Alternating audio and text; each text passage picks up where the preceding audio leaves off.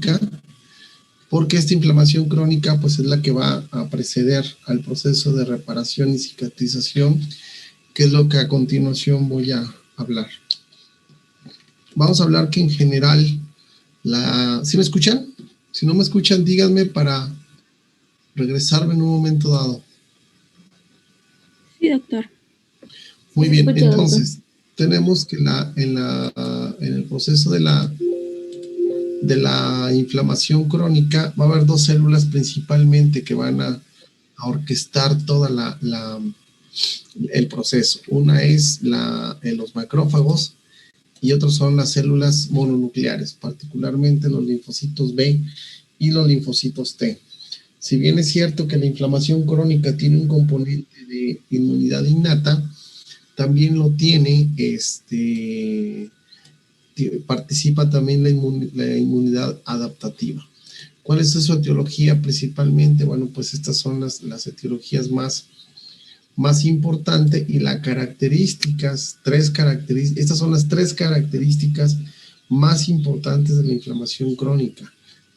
La infiltración por células mononucleares, la destrucción tisular, y tenemos también un intento de curación del tejido dañado por tejido conectivo. Y vean, ya estamos hablando aquí que tanto la destrucción tisular va a generar cambios, va a haber un intento de remodelar, cambiar o reparar y hasta regenerar el proceso inflamatorio.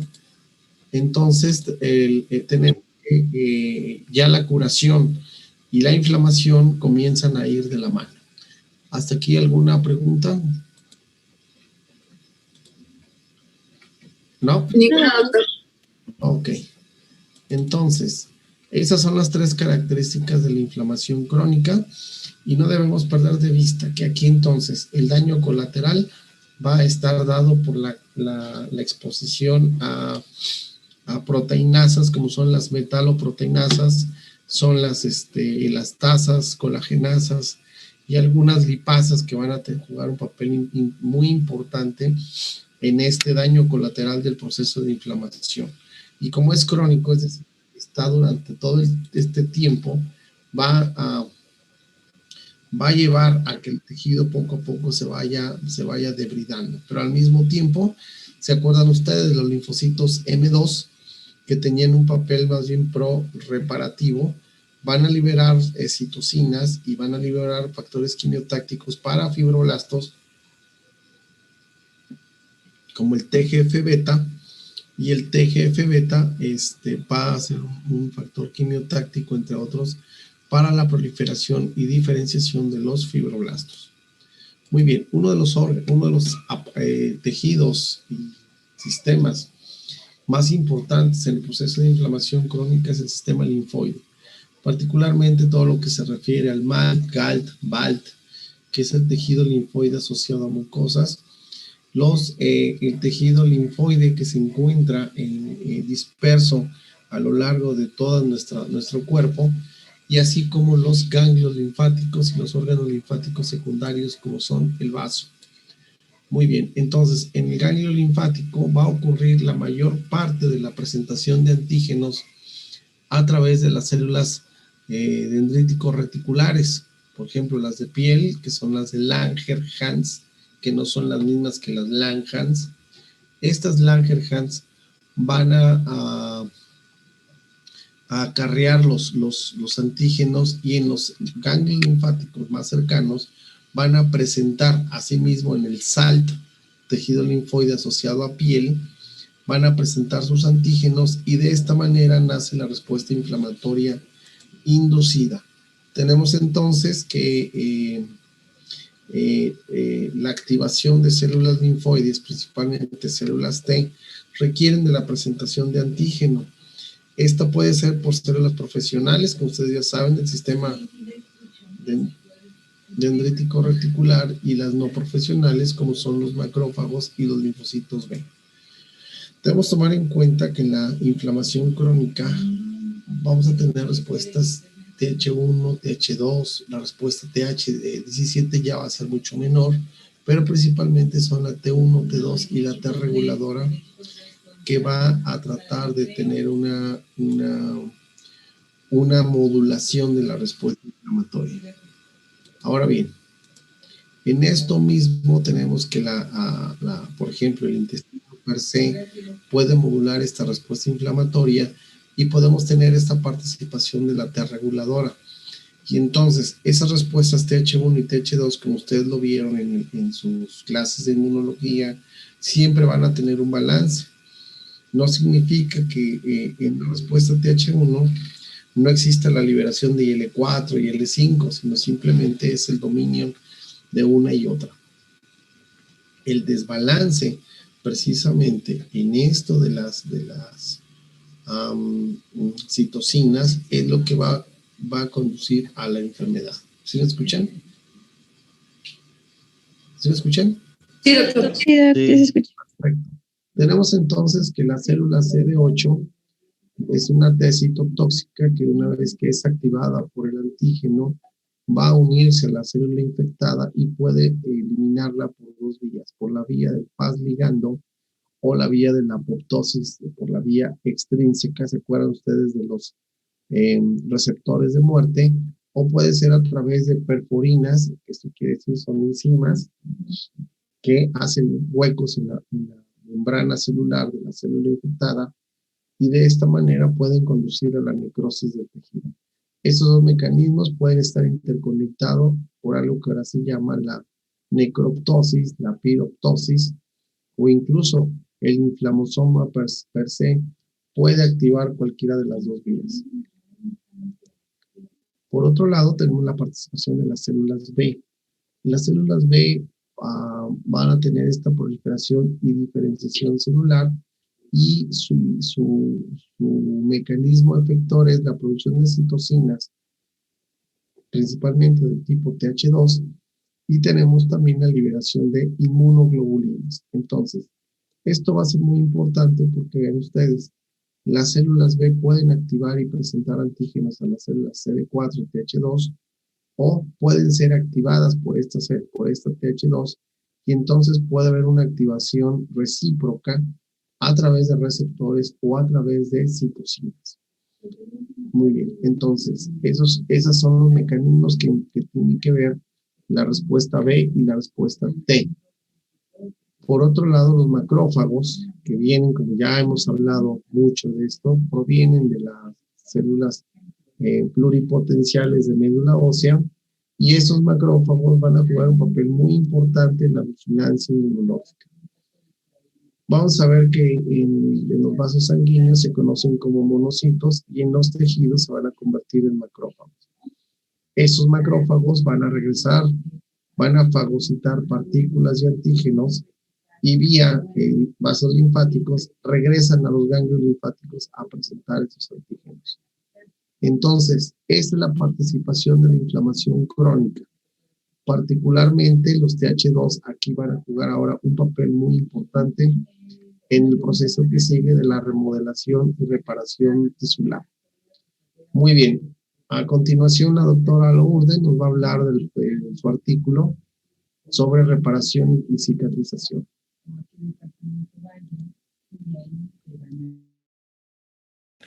De acuerdo. Buenos días, cadetes. Buenos días. Buenos días, doctora. Buenos días, doctora. Buenos días, doctora. No sé, ¿ya se me permite compartir pantalla? Adelante.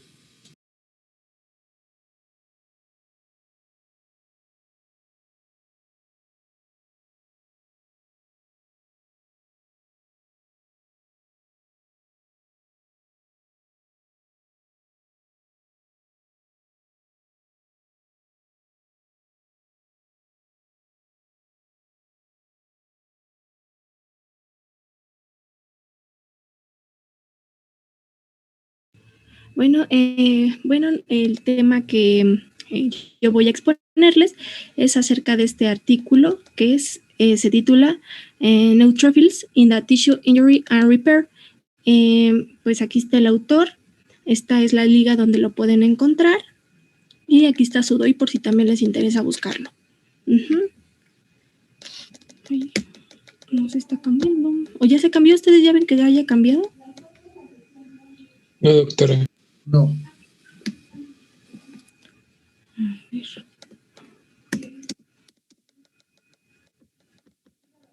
Ay, ya. Bueno, entonces tenemos que los neutrófilos, permítanme tantito, ahí está. Los neutrófilos son las células predominantes del sistema inmune en la sangre y se encargan de protegernos de patógenos y otros agentes dañinos. Su importancia se comprueba en pacientes neutropénicos que presentan mayor riesgo de mortalidad de infección. Hay cosas que el proceso inflamatorio es generado por... Hay casos en que el proceso inflamatorio es generado por la lesión y a esto se le llama inflamación estéril. A lo mejor ustedes dirán, ay, no entendí a eso a lo que se refiere esa definición, ¿no? O ese concepto. Pues miren, más que nada se refiere a cuando el tejido resulta dañado, incluso en ausencia de un microorganismo patógeno. Es decir, por ejemplo, cuando nos golpeamos un dedo del pie o en casos más graves donde se sufre un ataque cardíaco, pues no hay un patógeno que nos esté ocasionando esa inflamación. Pero aún así, entonces, es a este concepto al que se le llama inflamación estéril. ¿Sí lo entendimos? Sí, doctora. Sí, doctora. Excelente. Bueno, entonces tenemos que el desenlace de la respuesta de los neutrófilos es dependiente del contexto, de ciertos desencadenantes de la respuesta inflamatoria, del entorno y de las células que interactúan con los neutrófilos. Estos factores en conjunto determinan si la respuesta inflamatoria es una retroalimentación negativa o positiva, ¿no? Bueno, y entonces en la siguiente diapositiva tenemos un pequeño esquema que yo realicé en base al que nos decía este artículo, donde nos dice que los neutrófilos son liberados en la circulación, ¿no? Y ahí patrullan hasta encontrar señales inflamatorias. Las primeras señales en el reclutamiento temprano de los neutrófilos pueden ser o suelen ser los DAMP, los patrones moleculares asociados a daño. Entonces, estos son liberados por células dañadas o necróticas tras ser lesionadas. Entre las moléculas de DAMP encontramos las histonas, las proteínas del grupo de alta movilidad B1 y las interleucinas 1-alfa. Entonces, encontramos que estas son las moléculas que representan a DAMP, bueno, algunas de ellas, y pues que también a su vez estos DAMP son liberados de las células dañadas y pueden activar a otros tejidos adyacentes, que a su vez estos van a inducir la producción de quimiosinas y mediadores de lípidos, como sería CXL8 y leucotrieno B4, que también a su vez también son inductores de quimiotaxis de neutrófilos. Entonces, pues, ¿qué va a suceder? Pues aquí el neutrófilo va ahí patrullando, todo bien, y entonces recibe una señal de alarma que hace que estos sean reclutados a la célula dañada y necrótica. A su vez también, la célula dañada y necrótica también libera DAMPs a los tejidos adyacentes, que estos a su vez liberan estas quimiosinas. También tomen en cuenta pues los dibujitos que hice de DAMP y de las quimiosinas y mediadores de lípidos, porque pues también en la siguiente diapositiva los estoy ocupando, ¿no? Aún así pues ahí se los marqué. Entonces tenemos que la célula... que los DAMPs son secretados por las células lesionadas y activan la producción de quimiosinas antes mencionadas, la CXL8 y el leucotrieno B4, por medio de diferentes mecanismos. Por ejemplo, en este caso nos habla que esta célula lesionada libera este DAMP que activa unas vías de transcripción como el factor kappa beta, kappa B, que da lugar a la producción de quimiosinas y de lípidos, como se ve aquí abajo, o también, como se ve acá arriba, puede suceder que los DAMP pueden activar a las células endoteliales para que éstas liberen a su vez quimiosinas y de nuevo suceda entonces este reclutamiento de neutrófilos, ¿no? Es otra manera en que sucede en este proceso. ¿Sí me entendieron? Sí, adelante. Okay. Entonces, después tenemos a la heterogeneidad y plasticidad de los neutrófilos. Aquí la heterogeneidad de los neutrófilos se ha definido en varios niveles. A su vez, en una heterogeneidad de apariencia nuclear, es decir, va a haber células de banda, neutrófilos maduros e hipersegmentados, o también puede haber una heterogeneidad en densidad, así como también en perfiles de expresión de receptores de superficie, y estos asociados a distintos subconjuntos de neutrófilo. Entonces aquí el artículo nos habla de una clase de analogía entre los M1, de los que hablamos de los que el doctor nos mencionó hace ratito y de los que también hablamos ayer, en que, pues no sé si recuerden, pero aquí había un macrófago que se activaba por medio de otras diferentes citocinas y nos daba de resultado el M1 o el M2.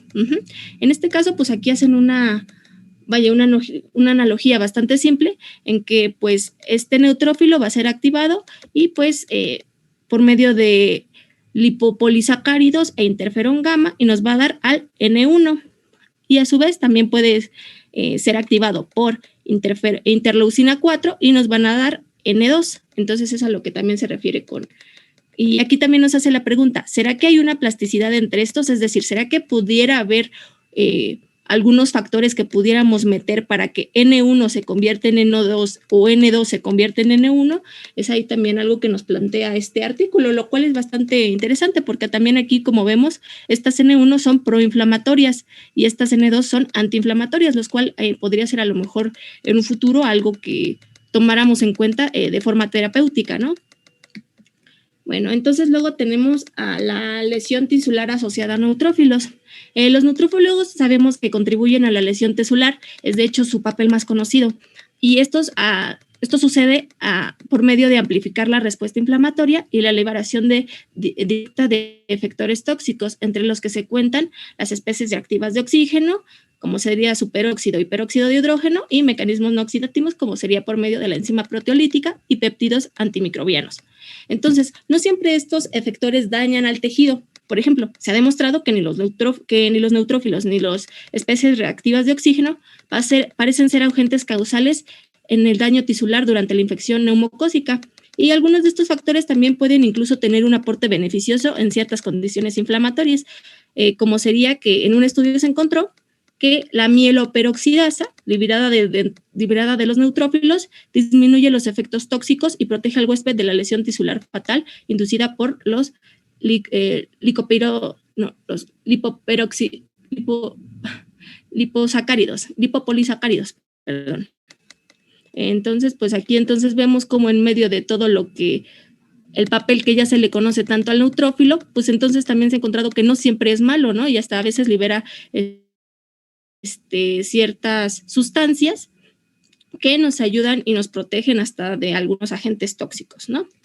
Bueno, entonces este daño tisular inducido, también sabemos que los neutrófilos están asociados con la trampa extracelular de neutrófilos, ¿no? Este es uno de sus mecanismos. Entonces, estas trampas y sus componentes pueden ser dañinos para el tejido huésped y posteriormente contribuir al desarrollo de muchas enfermedades no infecciosas, como sería la lesión pulmonar, el lupus eritematoso sistémico, artritis reumatoide, que sabemos que pues algunas de estas entonces se relacionan con procesos autoinmunes. Aquí también hago mención de los contenidos de estas NET, que serían contenidos nucleares, así como proteínas granulares y citosólicas. Bueno, en esta siguiente diapositiva tenemos que los NET son liberados cuando ciertas vías son activadas en el neutrófilo y luego sucede también algo llamado netosis. No sé si alguien sepa qué es esta netosis, pero es básicamente que durante la formación de estas trampas, los neutrófilos mueren y este proceso se conoce entonces como netosis. Entonces, después sucede que los componentes son presentados al sistema inmune y también ocurre una liberación de los DAMP que aumenta reacciones inmunes. Entonces, podríamos decir que es muy beneficioso que estos NETs desaparezcan, ¿no? Pues pareciera. Pues lo que se ha estudiado, ya que se sabe que tienen un papel beneficioso en la inflamación aguda inducida por cristales de urato monosódico, o sea, la gota. Y aquí es donde los NETs promueven la resolución de la inflamación neutrofílica, degradando a las citocinas y a las quimiosinas a través de serinas proteasas. Y también, a su vez, alterando el reclutamiento y la activación de neutrófilos, ¿no?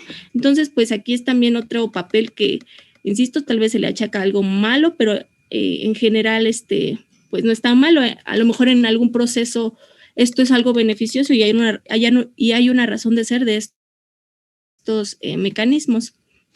Bueno, en la siguiente diapositiva nos habla acerca de la contribución de los neutrófilos a la reparación de los tejidos, ¿no? Y aquí nos dicen que la respuesta inflamatoria después de la lesión tisular es un proceso dinámico, compuesto de pasos secuenciales y dirigido a restaurar la arquitectura y la función del tejido. Dependiendo del tipo de tejido en donde se produce la lesión, hay 3 estrategias posibles que pueden ser adoptadas por neutrófilos para reparar el tejido dañado. Entonces aquí nos plantean estas tres estrategias, y la primera consiste en la fagocitosis de los desechos, es decir, al eliminar los restos de los tejidos en el lugar de la lesión. Otro segundo mecanismo, segunda estrategia por medio de la cual ayudan, sería cuando los neutrófilos tienen varias proteínas, entre ellas factores de crecimiento, factores proangiogénicos.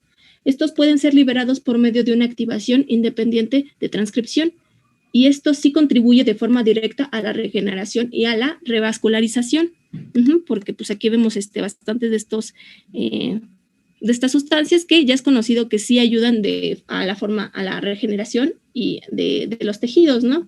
Y entonces el último sería que los neutrófilos se convierten en apoptósicos y son eliminados por macrófagos. Este proceso es un estímulo inicial de un programa proresolutivo que se caracteriza por la liberación de citocinas reparadoras de tejido y que aprovechan el factor de crecimiento beta, la interleucina 10, y entonces este último mecanismo acelera la reparación del tejido, ¿no? Entonces es por medio de estas 3 mecanismos que nos ayudan a la reparación de los tejidos. Entonces, al limpiar los tejidos que quedaron, al llevar a cabo funciones efectoras y por medio de la resolución de la inflamación, de este proceso apoptósico. Bueno, y luego tenemos que los neutrófilos, ¿cuál es su papel en la angiogénesis? Tenemos que pues hay revascularización, ya que tienen un papel importante en la reparación del tejido dañado, como ya habíamos visto en la anterior diapositiva. También las principales citocinas angiogénicas, que pues también se encargan de producirse por medio de estos neutrófilos, pues son las factor de crecimiento vascular endotelial. Entonces por eso entendemos que hay favorecen a la neovascularización. Hay angiopoyetina, hay factor de crecimiento de fibroblastos y hay factor de crecimiento transformante beta. Entonces tenemos que los neutrófilos también almacenan otro factor, que sería la metaloproteinasa de la matriz, que es responsable de la degradación de componentes de la matriz extracelular y la liberación del factor de crecimiento vascular endotelial y otros factores de crecimiento relacionados a la matriz extracelular. Entonces vemos cómo también estos neutrófilos también guardan dentro algunos factores que nos ayudan entonces al crecimiento vascular, ¿no?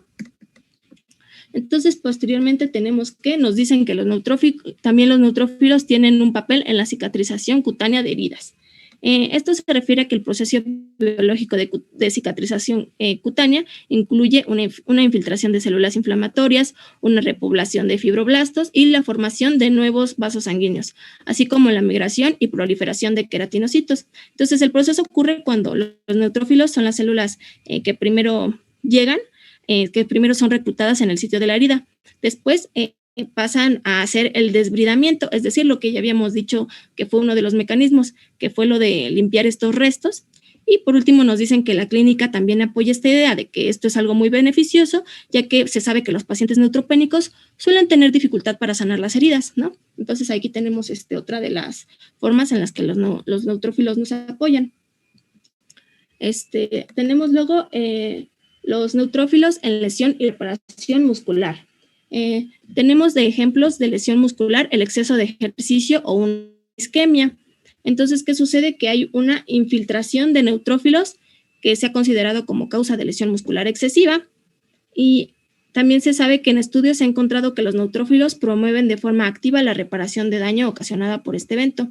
Esto por medio de la lipocalina asociada con la gelatinasa de neutrófilos. Esta, a su vez, interviene en la diferenciación de distintas clases de macrófagos que tienen un papel clave en la reparación. Y algunos experimentos recientes con animales nos han sugerido que la contribución de los neutrófilos en el crecimiento y reparación del músculo tras una lesión del mismo, como cuando hay una depresión de monocitos y neutrófilos, nos resulta en más restos de bridas, entonces porque precisamente no hay este proceso de limpieza, por así decirlo. También tenemos que en otros estudios los neutrófilos y macrófagos liberan estos componentes llamados citosina y citosina oncastina M, que esta a su vez es la que impulsa la retroalimentación positiva, en la que la oncastina M impulsa a los cardiomiocitos a producir a REG3 beta, que atrae a su vez a los macrófagos a la lesión. Los neutrófilos también son ricos en interleucina 6, con lo que puede contribuir directamente a la proliferación de los cardiomiocitos por medio de la activación del receptor de interleucina 6, por medio de la señal STAT3, que controla la expansión celular satelital y la reparación muscular. Entonces, insisto, aquí de nuevo se ve cómo es que neutrófilos manda señales que a su vez recluta macrófagos, ayudan a la limpieza, lo cual es algo que ya se de forma reiterada ha mencionado, que es lo que también ayuda bastante a una buena reparación de la lesión. Y a su vez también entonces nos menciona sobre esta interleucina 6 y su papel en la expansión de células y la reparación muscular. Entonces, en la siguiente nos hacen mención de la contribución de neutrófilos en la lesión aguda pulmonar. Tenemos que la lesión aguda pulmonar puede ser inducida por estímulos dañinos como serían bacterias patógenas o inhalación de una toxina o materia particular.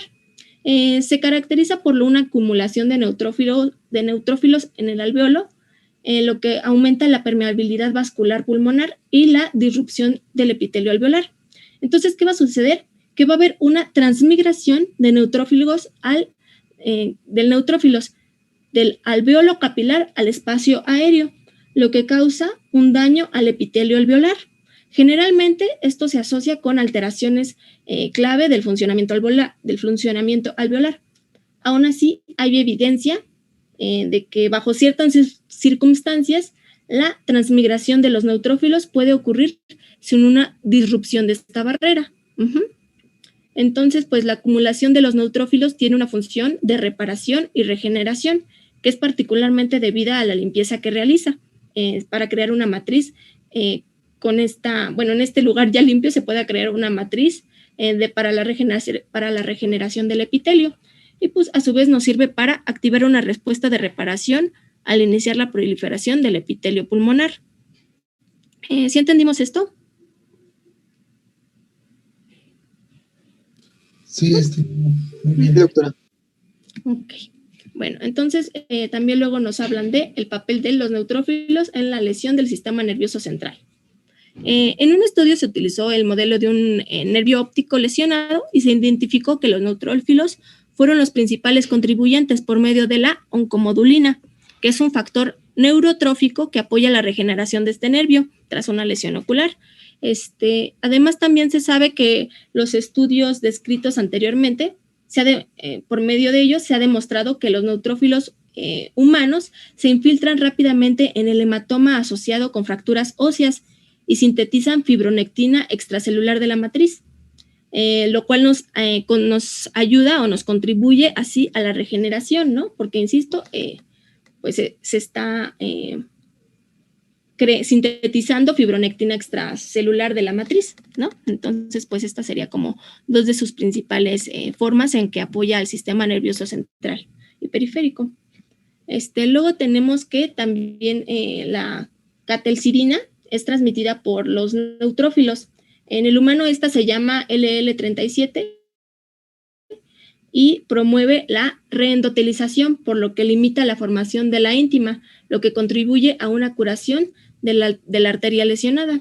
Esto puede generar, y también a su vez también se sabe que los neutrófilos pueden generar microvesículas que contienen ácidos nucleicos y proteínas que tienen una actividad antiinflamatoria.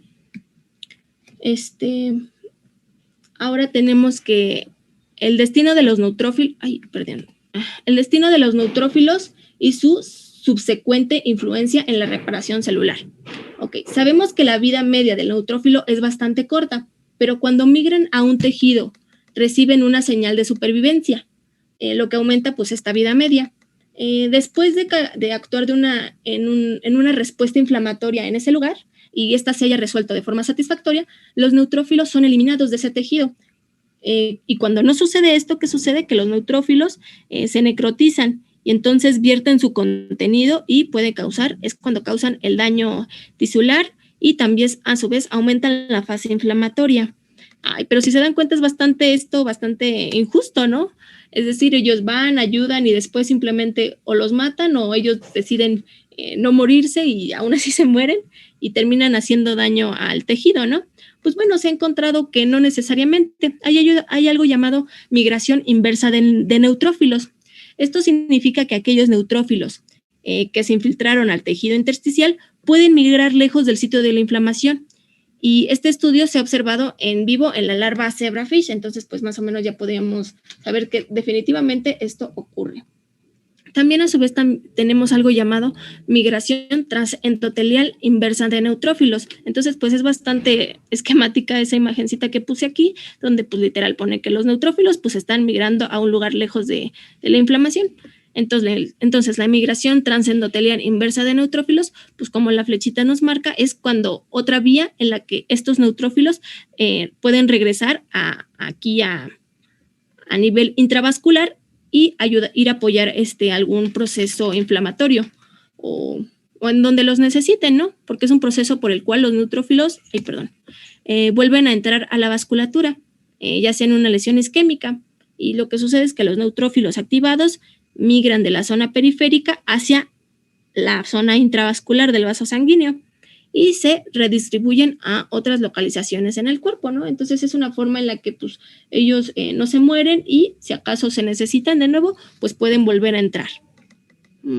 Y sí, eso fue todo.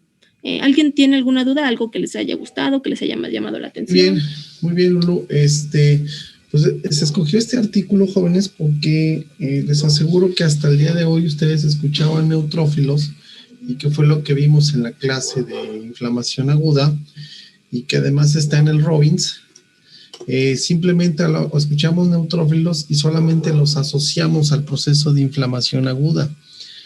Nada más, y que el neutrófilo es microbicida, causa daño tisular severo, que puede inducir una respuesta inflamatoria sistémica y simplemente es como un soldado que está destinado de las fuerzas especiales a aniquilar y matar y destruir, ¿no?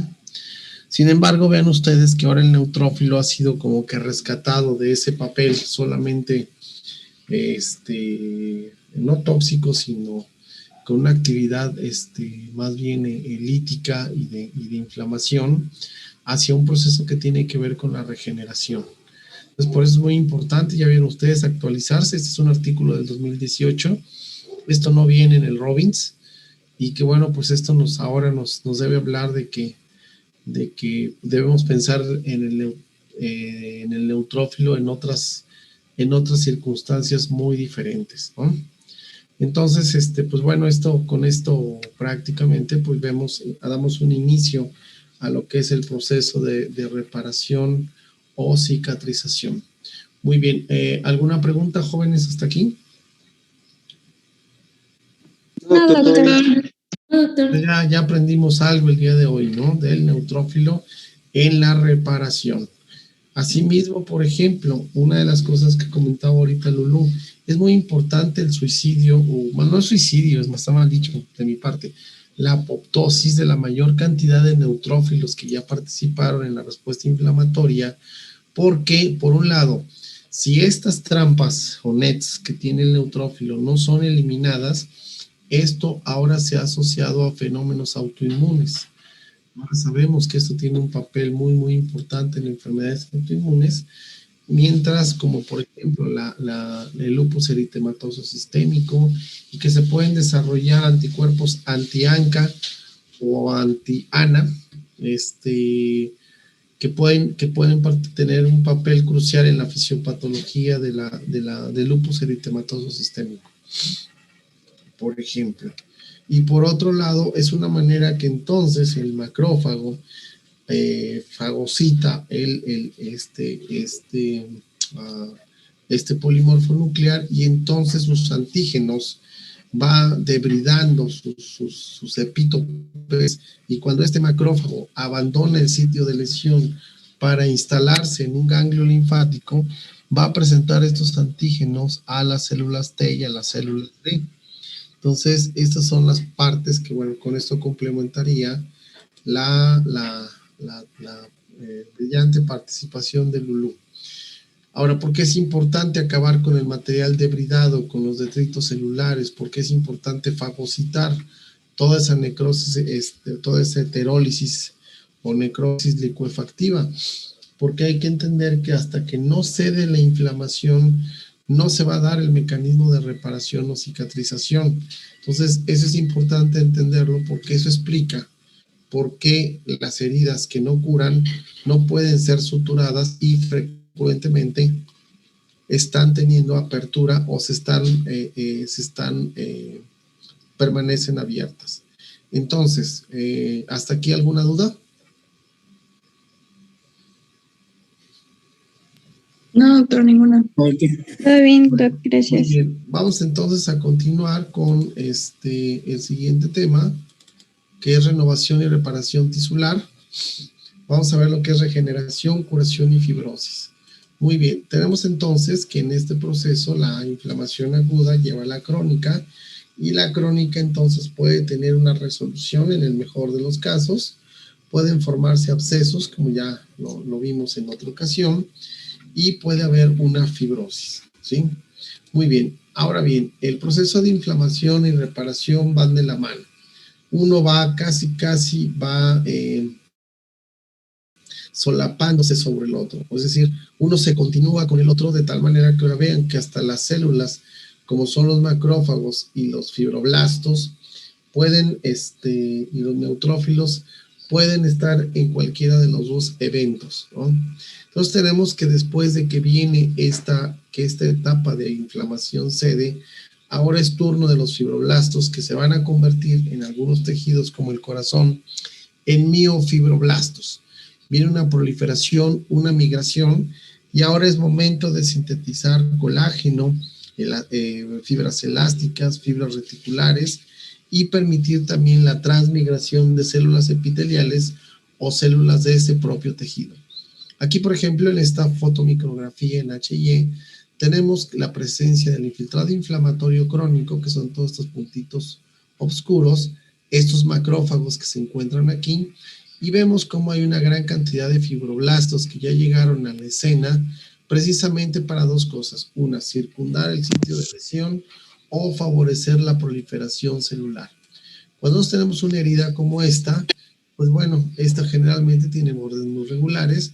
Quisiéramos que pues prácticamente pudiera cerrar de esta manera, pero cuando se produce la herida, esto va a ocasionar la ruptura de los vasos sanguíneos, llevando consigo una hemorragia o sangrado.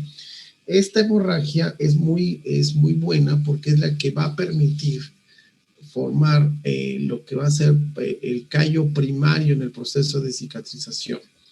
Es muy importante reconocer que así como la inflamación sucede principalmente en órganos muy perfundidos, la reparación y cicatrización también se da preferentemente en órganos que están perfundidos, mientras que aquellos que carecen de pocos vasos sanguíneos, generalmente lo que vamos a tener aquí son cicatrices fibrosas con destrucción o daño colateral grave del tejido.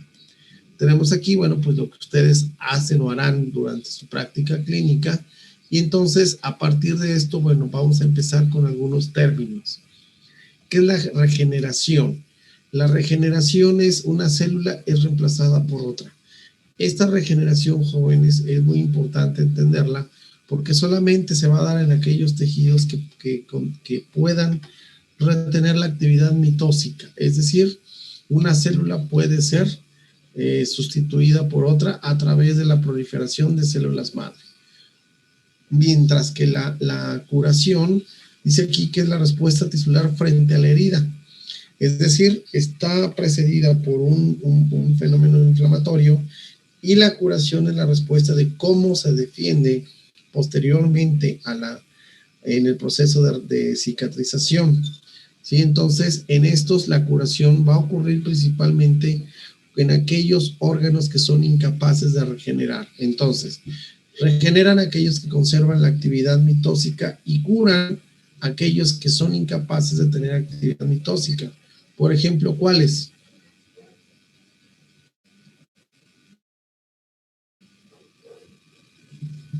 Por ejemplo, el tejido nervioso sería curación.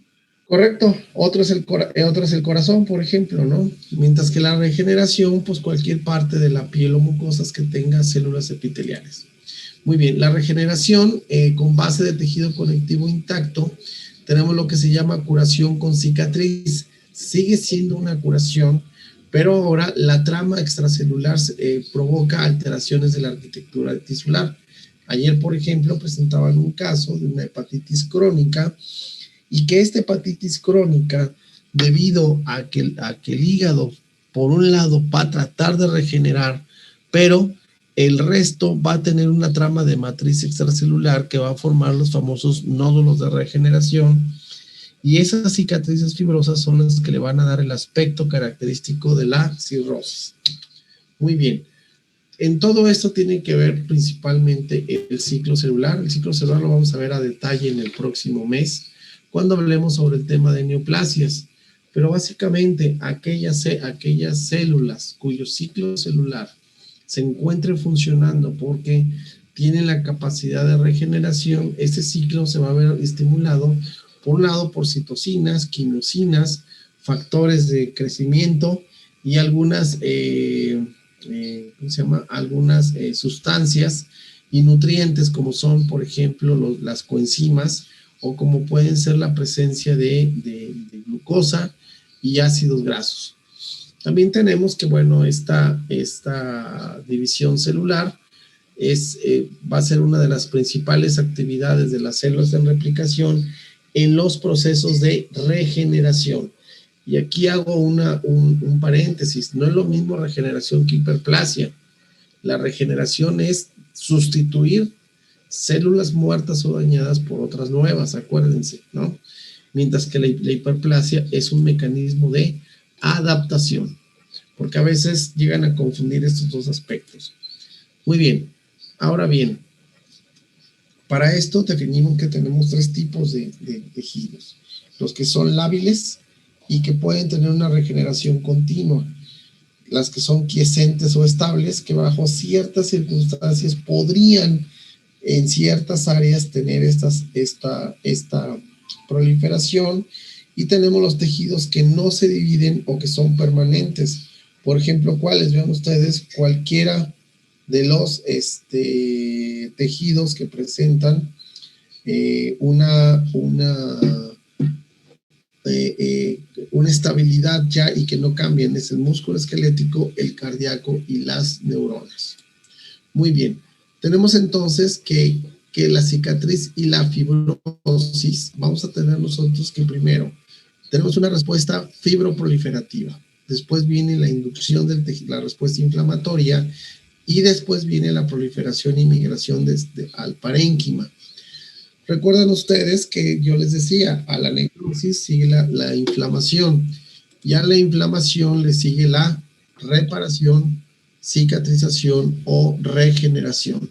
Muy bien, una vez que hay la proliferación de esto, viene, eso es muy importante, la angiogénesis, que es la proliferación de nuevos vasos, y una de las células que ahora nos habló Lulú, que tienen un papel central en la producción de nuevos vasos sanguíneos, es precisamente los polimorfos nucleares, pero también otras células como son los macrófagos M2 van a tener una gran liberación de factor de crecimiento vascular y van a producir nuevos vasos y tejido de granulación.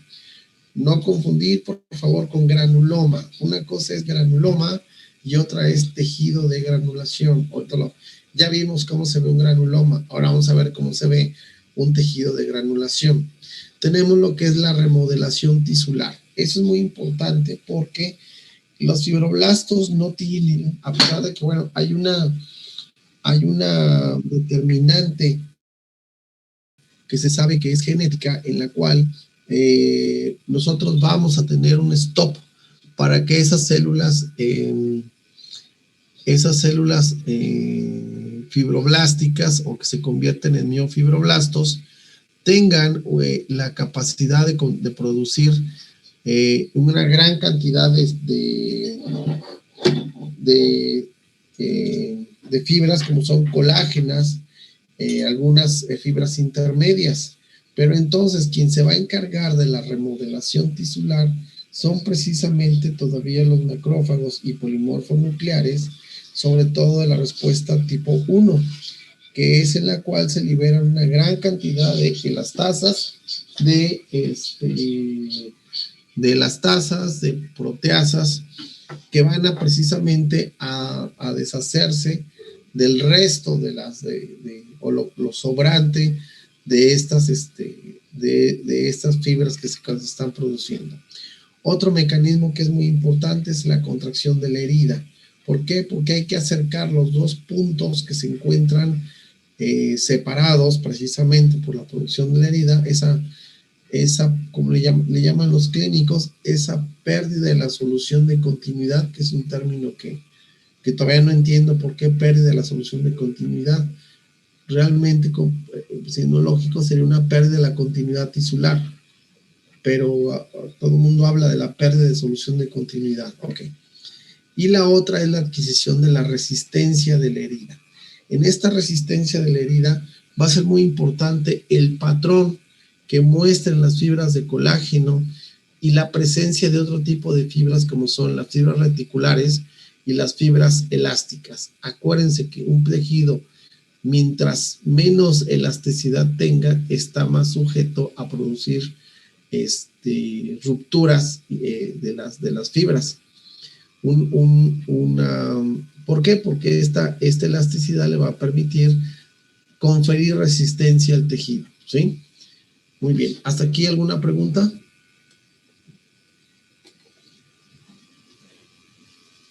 No, doctor, todo bien. Muy bien. Ahora, ¿qué factores influyen en la reparación? El entorno y extensión del daño, la intensidad y duración del estímulo, los trastornos que inhiben la reparación, y esto es muy importante, enfermedades y tratamientos que van a inhibir la respuesta de cicatrización. Por ejemplo, ¿qué enfermedades podrían definitivamente influir en la pérdida o en la disminución del proceso de reparación o cicatrización? A ver, ¿quién me dice? La diabetes. Diabetes. ¿Cuál? Diabetes, muy bien. La diabetes, por todo el problema de la glicosilación de proteínas, tiene un papel crucial en esta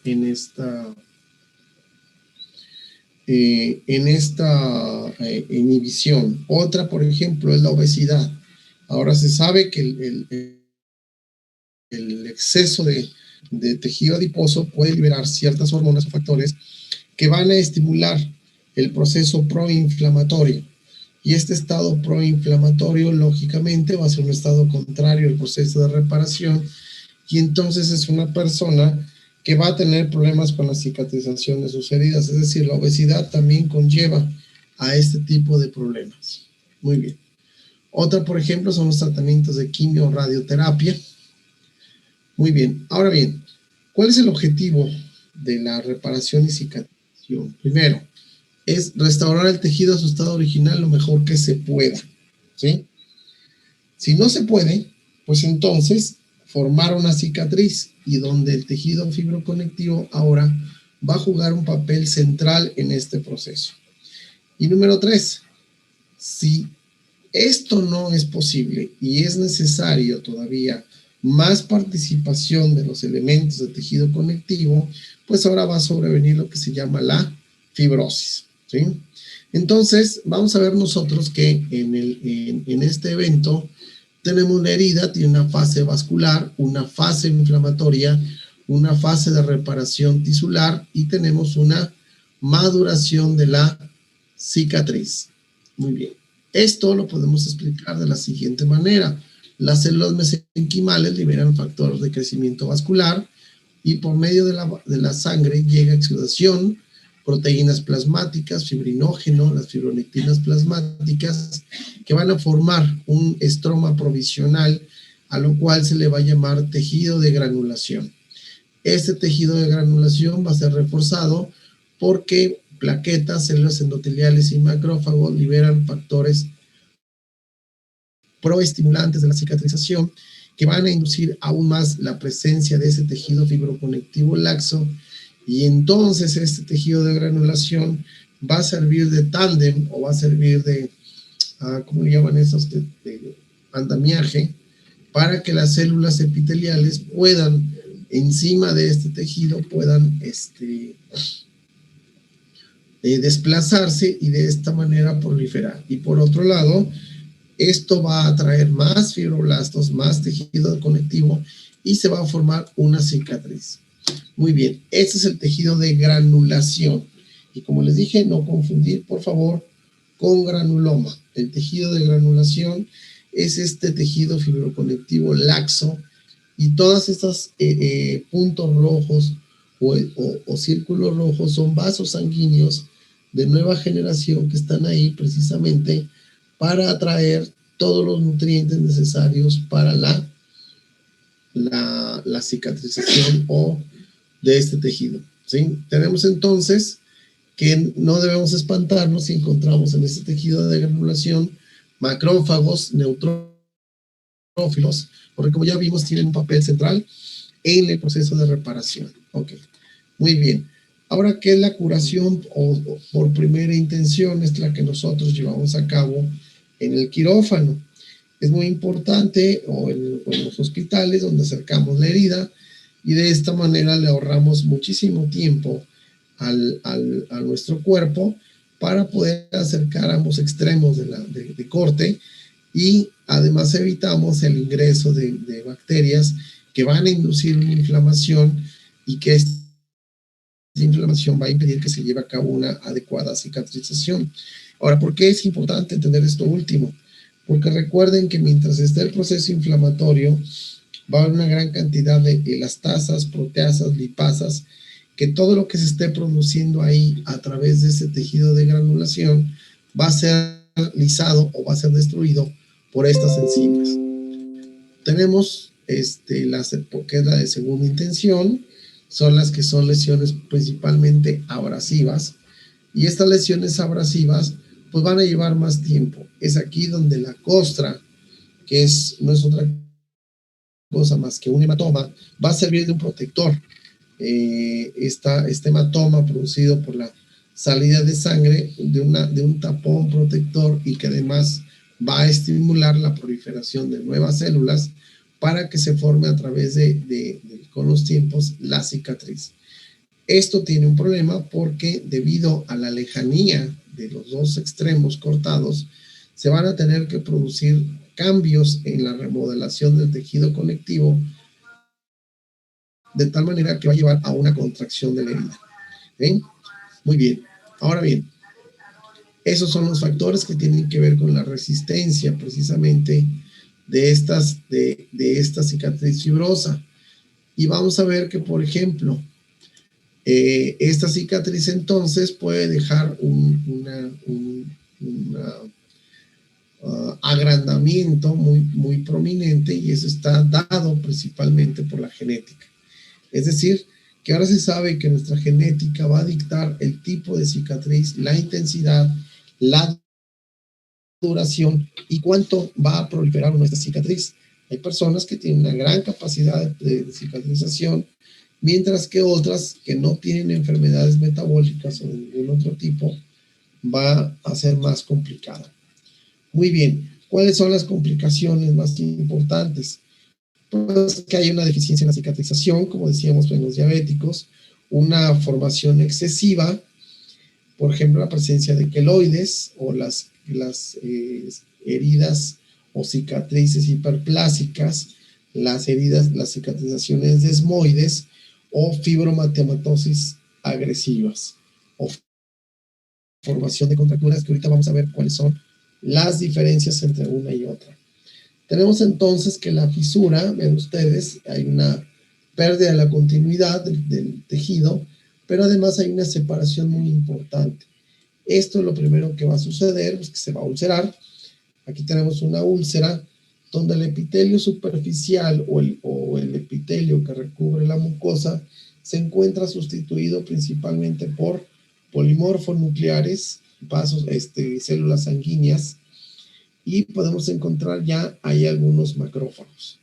Estos, si nosotros hiciéramos un corte a este nivel, es lo que vamos a encontrar recubriendo ese tejido fibroconectivo.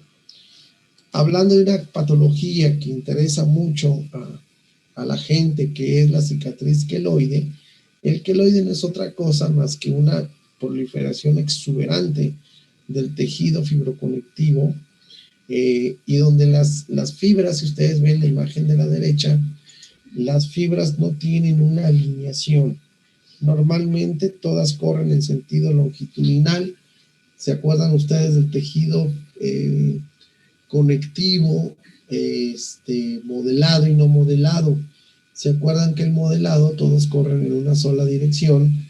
Pues aquí lo que va a suceder es que no solamente tienen direcciones diferentes, sino además va a haber una exagerada producción de fibras que va a producir un abultamiento precisamente de la zona, y esto va a conllevar a la presencia de cicatrices queloides. Aquí tenemos el queloide en un esquema, y vean ustedes cómo tenemos aquí esta proliferación exuberante. Ahora bien, ¿cuál es la diferencia entre una cicatriz hipertrófica y una cicatriz queloide? La hipertrófica respeta los límites de la lesión, es decir, donde va el corte, simplemente hay un agrandamiento de la zona, pero va siguiendo el lecho que tiene como origen de la cicatriz, mientras que el queloide puede tener hacia afuera, aquí tenemos por ejemplo, más allá de los límites de esta proliferación exuberante. Tenemos entonces aquí, vean ustedes, una cicatrización normal lleva más o menos entre 2 y 6 meses, mientras que la queloides ya se puede presentar a los 6 meses, y la hipertrófica tiene un pico entre los 2 y 6 meses, y esta puede desaparecer, mientras que la queloide va a seguir, va a continuar, y esto, como les decía, tiene que ver principalmente con un fondo genético. ¿Hasta aquí alguna duda, jóvenes? Ninguna, doctor. Muy bien, ese es otro corte. Vean ustedes, es una cicatriz, es un tejido fibroconectivo, es una dermis profunda, y que se encuentra, es una cicatriz hipertrófica. Y vean ustedes que, bueno, pues sí hay una proliferación, pero sus fibras están todas más o menos organizadas. A diferencia de la queloide, vean ustedes que están en todos sentidos y en todas direcciones, y esto produce el abultamiento de la piel. Muy bien. Ahora, hablando de la fibrosis. La fibrosis era lo que les decía, bueno, pues si ya la cicatriz no fue suficiente, ahora viene la fibrosis. La fibrosis tiene un fondo. ¿Cuál es? Que la fibrosis se va a presentar sobre todo cuando el estímulo sea persistente. Es decir, una inflamación crónica persistente va a llevar una activación de macrófagos y linfocitos, donde los factores de crecimiento van a estar estimulando la proliferación de fibroblastos, células endoteliales y células fibrinógenas especializadas como los miofibroblastos. Asimismo, va a haber una sobreproducción de estas citocinas que van a estimular la síntesis de colágeno, y por otra parte, la inhibición de la inflamación, de la actividad lítica de los polimorfonucleares y algunos macrófagos M1, con la disminución de las metaloproteasas. Entonces, aumenta la proliferación y disminuye la remodelación. Esto va a llevar al fenómeno que se conoce como fibrosis. Esta fibrosis, bueno, aquí la explica muy bien. Vean ustedes, mientras que la lesión sea aguda, puede llevar a una regeneración, o sea, la restitución de la estructura normal. Y si es una curación, una formación de la cicatriz, mientras que una fibrosis generalmente va a estar asociado a tejido cicatrizal por un estímulo persistente de la inflamación. Un ejemplo muy claro que es para darle continuidad al caso del equipo anterior, pues es la cirrosis hepática. Vean ustedes este hígado que tiene estos nódulos de regeneración y precisamente las líneas que se encuentran o esas como excavaciones o esas áreas que van a permitir ver esas nodulaciones, eso es a lo que se corresponde a las cicatrices fibrosas. ¿Por qué? Porque va a haber una retracción del tejido y al haber una retracción del tejido va a elevar estos nódulos de regeneración que le van a dar ese aspecto multinodular. Este es un corte histológico con una tensión tricrómica de Masson, en donde vemos esto precisamente. Estas áreas que estoy señalando aquí sería lo que se encuentra entre los nódulos, que es tejido fibroconectivo. Vean, todo el colágeno está en azul, y estas son esas áreas de tejido de esas hepáticas que están tratando de regenerar con una arquitectura muy desorganizada que no es la propiamente hecha para el hígado. Entonces, es un ejemplo muy claro de cómo la inflamación crónica nos lleva a la fibrosis y la presencia de cicatrices fibrosas, dando como última parte lo que se conoce como la cirrosis hepática, que no es otra cosa más que la consecuencia de reparación de un hígado que ha sufrido lesión tisular constante por inflamación crónica. ¿Hasta aquí alguna pregunta? No, doctor, todo bien. No, doctor, todo bien. ¿Alguna duda? ¿Algo que quieran preguntar? Bueno, ya dejé de grabar. Ahora sí, No. ¿alguna duda? ¿Algo? ¿Alguien quiera comentar algo?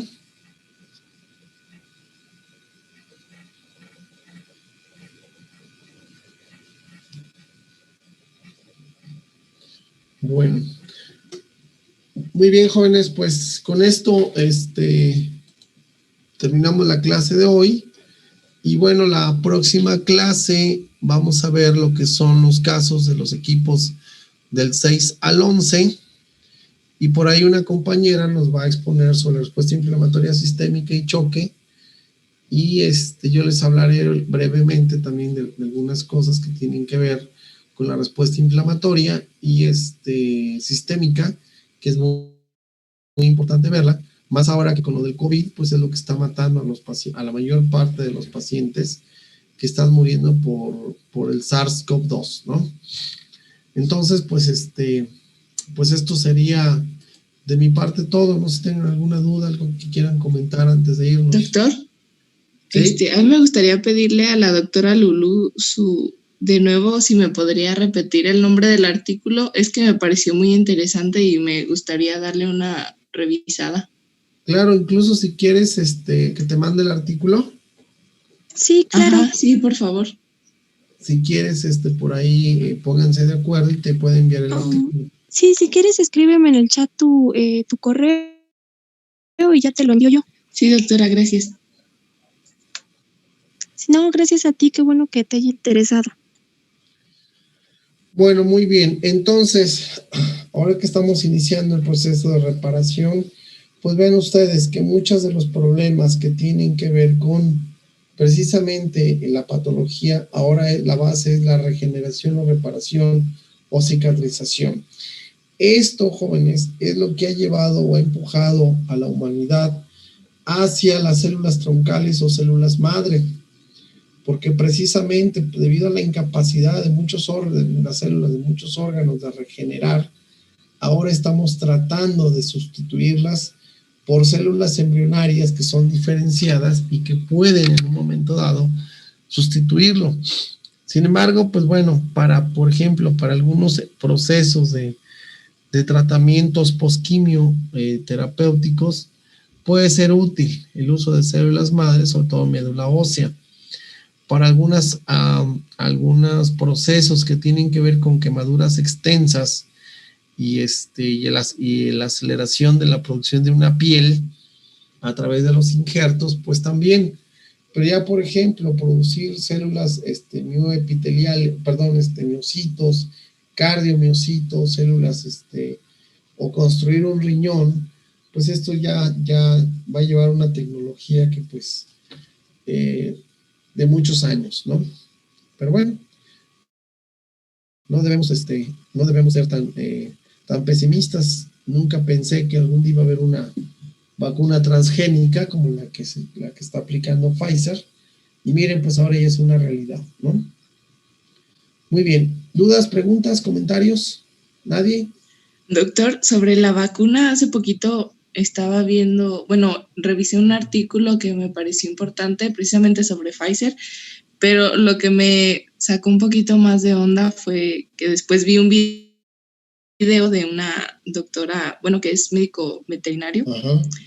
Me llamó la atención cómo lo analiza y, o sea, ella se refiere a la vacuna, bueno, en general a varias, pero más a Pfizer, analiza como que la parte negativa de las vacunas. Entonces eso me generó un poquito de controversia.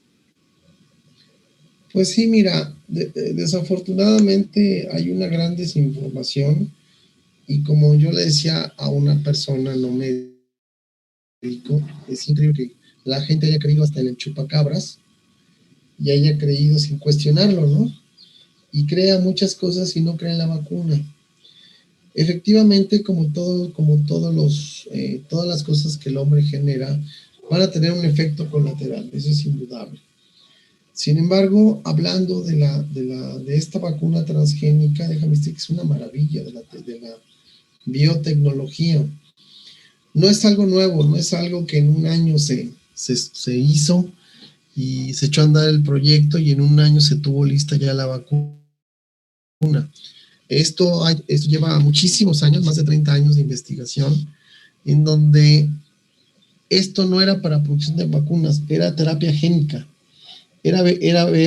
Hay muchos artículos sobre terapia génica que desde los años de los 90 se vienen haciendo, poquito antes en algunos países como Alemania, precisamente para tratar enfermedades hereditarias. Entonces ya se tenía el conocimiento, ya se tenía la tecnología y lo único que se hizo fue usar toda esa tecnología para poder crear una vacuna. ¿Sí? O sea, se trabajó sobre una plataforma muy bien diseñada, muy bien estudiada y por eso la rapidez con la que Ahora, a esto súmenle que pues se metió todo el dinero del mundo precisamente para acelerar este proceso, ¿no? Sí he escuchado, por ejemplo, de las cosas negativas de la vacuna acerca de los fenómenos alérgicos, los fenómenos atópicos, que particularmente esta doctora, ¿qué parte negativa decía ella, Fernanda? Bueno, entre varias cosas mencionaba que había vacunas que estaban como basadas en un virus, me parece que era el virus del adenoma. Adenovirus. Adenovirus, y perdón. Decía que puede llegar a ser como un factor predisponente a adquirir el virus de insuficiencia respiratoria, ¿no? VIH mencionaba. Sí, no, mira, aquí lo que se usa, la otra vacuna, que no es la de Pfizer, donde se usan los viriones y el mecanismo de los viriones, es que cambian los genes que le interesa al investigador, en este caso, que son los genes que inducen la infección a las células eucariotas, y es donde meten el DNA para la formación de anticuerpos, ¿sí? El resto es un virión, igual en la cáscara, y que tiene por ahí los genes conservados para que pueda transfectar célula por célula a través de esto. Esta vacuna, creo que la Sputnik, una de ellas, la que tiene la carcasa viral, pues simple y llanamente lo que se está metiendo no es el virus ya no existe, lo que estás metiendo es una carcasa viral, o sea, la carcasa es las proteínas de recubrimiento, Y lo que realmente enferma de un virus o la parte virulenta de un virus va a ser su DNA o su RNA. Ese es el que transfectan a las células huésped y es de donde viene la enfermedad. En este caso, lo que hacen es quitar todo ese genoma y meter el genoma que nos interesa o que interesa al ser humano para inducir la respuesta inmunológica contra el SARS-CoV-2, ¿sí? Entonces realmente no hay ¿cómo te diré? Son utopías que pues desafortunadamente pues se están corriendo y pues particularmente te digo, a la gente hay que decirle, no hay que decirle, sino hay que mostrarle que un paciente que tiene COVID es un paciente que si terminó en el hospital y terminó intubado, le va a ir muy mal. Va a morir si tiene las enfermedades de fondo, pero si no, si se llega a recuperar, ahora se está demostrando la presencia, por ejemplo, una de las enfermedades es la fibrosis pulmonar. Incluso hubo gente que necesitó trasplante de pulmón para poder sobrevivir y ahora hay gente que toda su vida va a tener que traer un tanque de oxígeno. Gente de mi edad, gente de tu edad, que quedó tan dañada por el proceso inflamatorio tan persistente y además esa tendencia a formar cicatrices, que la consecuencia, y mira cómo volvemos al tema, esa inflamación crónica persistente y tan intensa debido al SARS-CoV-2 hizo que haya una cicatrización por fibrosis y ahora estos pacientes tienen fibrosis pulmonar. Entonces hay personas de 30, 40 años que sus pulmones quedaron como de 80. Ya no hay una gran capacidad de oxigenación y van a tener que cargar con un tanque de oxígeno o esperar un trasplante de pulmón. Otras personas muy jóvenes, debido a que el virus, la célula blanco no son los neumocitos, sino son las células endoteliales, hicieron fenómenos vasculares como trombosis. Hay gente que gente que no se enfermó aparentemente, pero que ahora se ha demostrado que se han hecho fenómenos de trombosis o microtrombos que han llevado precisamente esos microtrombos a que esos microtrombos se han acomodado en áreas del cerebro que pueden traer trastornos apenas perceptibles, ¿no? Entonces, yo le decía a un paciente, téngale más miedo al virus y a la enfermedad que a la vacuna. Y bueno, no está de más que te diga que a mí me vacunaron hace 2 semanas y pues aquí estoy. Estoy esperando mi segunda dosis. Sí, otra cosa que me pareció como interesante o como para analizarlo más a profundidad fue que mencionaba algo sobre formación de inmunocomplejos, depósitos de inmunocomplejos que podían llegar a exacerbar la enfermedad si después nos exponemos al virus real y, o sea, después de la vacuna. Pero no sé qué tan cierto pueda llegar. Bueno, esto depende mucho de la susceptibilidad individual de cada persona. Por eso, no sé si escuchaste por ahí que las personas que tienen atopias, enfermedades autoinmunes o que tienen ese perfil de autoinmunidad, sí deben tener vigilancia estrecha, sí se les tiene que vigilar porque pudieran hacer el fenómeno de formación de complejos autoinmunes. Estos complejos los estamos haciendo nosotros todos los días, a todas horas. Y, por ejemplo, les sorprendería saber que, por ejemplo, la tuberculosis ahora se sabe que es una enfermedad que además tiene la producción de complejos inmunes y que puede estar asociado a fenómenos autoinmunes en pacientes que sufrieron tuberculosis, ¿sí? Pero esto no es en todos, es en ciertos grupos poblacionales que tienen ese tipo de perfil inmunológico, ¿sí? Pero sí, en eso sí tienes razón, pero no es en todos. Eso sí hay que tenerlo en cuenta. Si una persona tiene lupus, por ejemplo, pues sí debe tener mucho cuidado. hacer una vigilancia serológica de la formación de complejos inmunes, medir, por ejemplo, anticuerpos anti-ANCA, anti-ANA, también fracciones del complemento, etcétera, etcétera, ¿no? ¿Sí? Sí, doctor. Ahora, les comento, ¿recuerdan ustedes la noticia de una persona que se murió a los 45 minutos de la vacuna? Sí se enteraron, ¿no? Doctor, Ah, bueno, pues esto ya en las noticias comentaron, y eso también lo sé de buena fuente, de que realmente la señora murió de una coronopatía. Realmente tenía problemas de hipertensión, tenía aterosclerosis, obesidad, más la edad. Tenía una aterosclerosis impresionante de las coronarias y de las arterias cerebrales, según fue lo que comentaron, y fue una paciente que tuvo una gran descarga, primero adrenérgica, y después tuvo un efecto vagal, hizo un colapso, ¿no? Entonces, este colapso vagal hizo que hiciera una bradicardia, según la gente que estuvo muy cerca, y esta bradicardia finalmente la llevó a la muerte, y que no está conectada directamente a lo mejor con la aplicación de la vacuna, sí, o sea, por el hecho de que le iban a vacunar. Alguien decía, o estaba muy emocionada o estaba muy nerviosa, ¿no?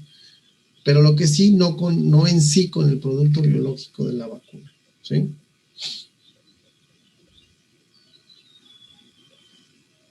¿Alguien más, jóvenes? Bueno, pues si no hay nadie más, pues sería todo por el día de hoy. Nos vemos el próximo lunes.